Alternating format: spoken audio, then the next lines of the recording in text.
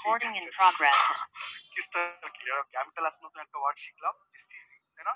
আমি তো সিসি মানে তো বুঝতেছি যে ছিছি, তাই না? ছিছি করবে। তো এখন আজকে বুঝলাম যে সিসি মানে হচ্ছে ক্রিস্টাল ক্লিয়ার, তাই না? আরেকজন বলছে ভাই বিবি, বুঝছি ভাইয়া, তাই না? আচ্ছা, হ্যাঁ আমি তো তাই ভাবলাম, যাই ভাবছি খারাপ, ছিছি। আচ্ছা, ঠিক আছে, তাহলে আমরা এই জিনিসটা বুঝে ফেললাম। ওকে, তাহলে আমরা এখান থেকে হচ্ছে রোদ ব্যাপারটা কি সেটা আমরা বুঝলাম। এখন আসো আমরা আরেকটু ভিতরের দিকে যাই। দেখো, আমি এখানে পরিবাহী ক্ষমতার পরিবাহী জিনিসটা কি সেটা বুঝতে পারলাম। এখন এখান থেকে আমরা মনে রাখবো এই যে রোদ আছে না, এই রোদ চারটা জিনিসের উপর নির্ভর করে। এই রোদ চারটা জিনিসের উপর নির্ভর করে। এটা মনে রাখার জন্য আমরা একটা টেকনিক বলি, LATE, লেট। ঠিক আছে, এই রোদ চারটা জিনিসের উপর নির্ভর করে। সেই লেটটি কিভাবে মনে রাখবো? L ফর লেন্থ, ঠিক আছে, A ফর কি বলতো? এরিয়া, T ফর কি? T ফর কি? টেম্পারেচার, একটু আগে যেটা পড়লাম, এবং E ফর হচ্ছে এলিমেন্ট। ওকে, সো লেন্থ, এরিয়া, টেম্পারেচার এবং এলিমেন্ট, এই চারটার উপর আসলে নির্ভর করে কে? আমাদের আর। ঠিক আছে, এই চারটার উপর নির্ভর করে কে? আমাদের আরটা নির্ভর করে। ওকে, তাহলে আসো এখন আমরা আর থেকে আরো কিছু জিনিস একটু দেখে নিই। সেটা হচ্ছে আর এর একটা সূত্র আছে, এবং এই আর এর সূত্রটাকে আমরা কিভাবে প্রকাশ করি? R is equal to rho L by A. R is equal to rho L by A. আচ্ছা, তাহলে রো এল বাই এ, এখানে রো জিনিসটা কই থেকে আসলো? দেখো, আমি বলছি চারটা জিনিসের উপর নির্ভর করে। যখন চারটা জিনিস বলতে কখন হবে? যখন তোমার নির্দিষ্ট টেম্পারেচার থাকবে এবং নির্দিষ্ট উপাদান থাকবে।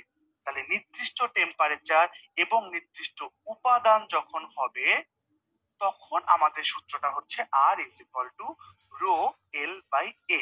তার মানে আমরা এখান থেকে বলতে পারি R is proportionate to L, আবার R is proportionate two 1/a। ঠিক আছে, 1/a।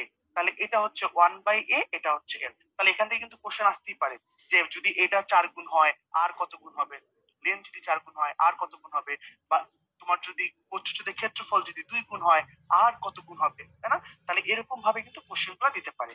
এবং এই সূত্রের মধ্যে আমরা যখন এটাকে একসাথে করতেছি, তখন আমরা আসলে লিখতে পারি আর প্রপোর্শনেট টু এল বাই এ। এবং যখন এই আর ইজ ইকুয়াল টু লিখতে যাব, তখন যে আমাদের এটার জন্য আমরা যেটা বসাই সেটা হচ্ছে রো, এবং রো এল বাই এ। এবং এই রোটাকে আমরা বলি হচ্ছে কি বলতো? এটাকে বলি হচ্ছে আপেক্ষিক রোধ। এটাকে আমরা বলি হচ্ছে আপেক্ষিক রোধ। এটাকে আমরা বলি হচ্ছে আপেক্ষিক রোধ। তাহলে আমরা আপেক্ষিক রোধ থেকে এই জিনিসটা জেনে ফেললাম, তাই না? আচ্ছা, তাহলে আপেক্ষিক রোধ জানলাম। তাহলে আপেক্ষিক রোধ কার কার উপর নির্ভর করবে? এটাও সে একই রকম, তাহলে যে তোমার টি এবং উপাদান। ঠিক আছে, দুইটা জিনিসের উপর নির্ভর করবে, মানে টেম্পারেচার এবং উপাদানের উপর। এখন যদি তোমাকে বলে আপেক্ষিক রোধের সূত্রটা কি, তাহলে কি করবা? রো, সেম জিনিসটাই, রোটাকে আমরা এভাবে লিখতে পারি, rho R A by L. Rho R A by L. তাহলে এই যে রো আর এ বাই এল লিখলাম, এখান থেকে আমরা এটাকে একটু অন্যভাবে লিখতে পারি কিনা দেখো তো। Rho R A by L, তাহলে রোটাকে যদি মাত্রা একক বের করতে চাই, মাত্রা যদি বের করতে চাই, আর মানে আমরা কি জানি? এটা হচ্ছে ওহম। আর এ মানে কি? M square.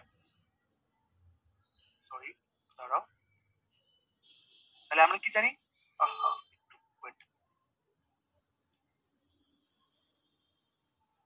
আচ্ছা দেখো, আমরা তাহলে এখান থেকে দেখতে পাচ্ছি হচ্ছে, দেখো, একটা হচ্ছে তোমার, এখান থেকে আমরা দেখতে পাচ্ছি যে আর মানে কি?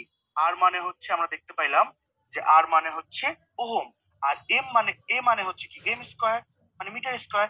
আর শুধু লেন্থ মানে হচ্ছে এম, তাই না? তাহলে এখান থেকে লিখতে পারি না ওহম মিটার।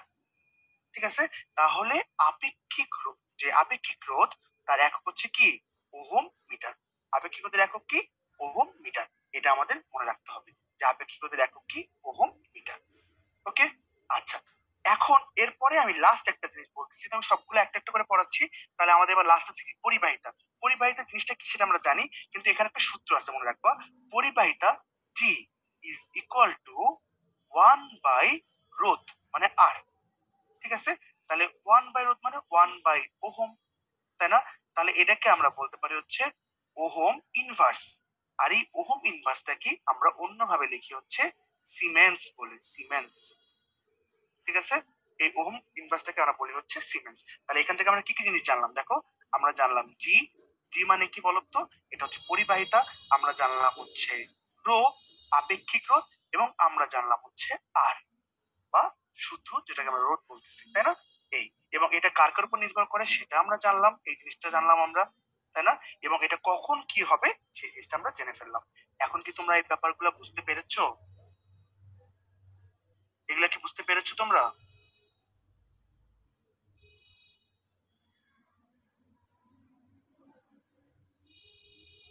তোমরা কি সবাই বুঝতে পেরেছো? আচ্ছা, আচ্ছা, ওকে ভাই। তোমরা যদি এটা বুঝতে পারো তাহলে আমরা আসো এবার আরেকটু ভিতরের দিকে যাই, ঠিক আছে? আচ্ছা, ভিতরের দিকে যাওয়ার আগে দেখো তো তোমরা এই জিনিসটা বুঝতে পারো কিনা।